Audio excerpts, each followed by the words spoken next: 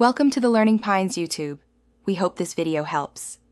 In this video, I will show how to cook dal in a pressure cooker. First, choose your favorite dal, like tur or mung.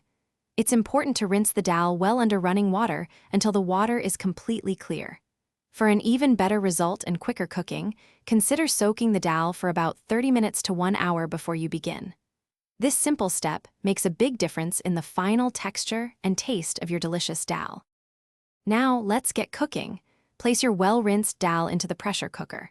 A good rule of thumb is to use a water-to-dal ratio of 3:1. For example, 3 cups of water for every 1 cup of dal. Add about 1/4 teaspoon of turmeric powder and a small pinch of salt to enhance the flavors.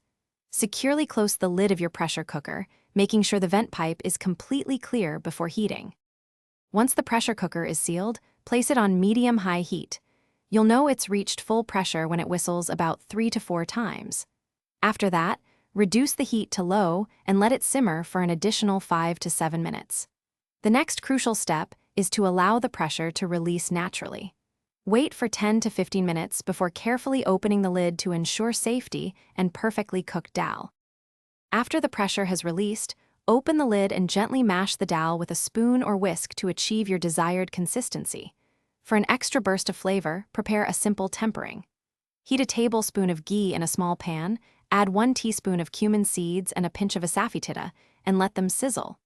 Pour this hot tempering over your dal, stir, and serve immediately with your favorite rice or flatbread. Enjoy your homemade, delicious dal. Thanks for watching. Consider subscribing if we helped you.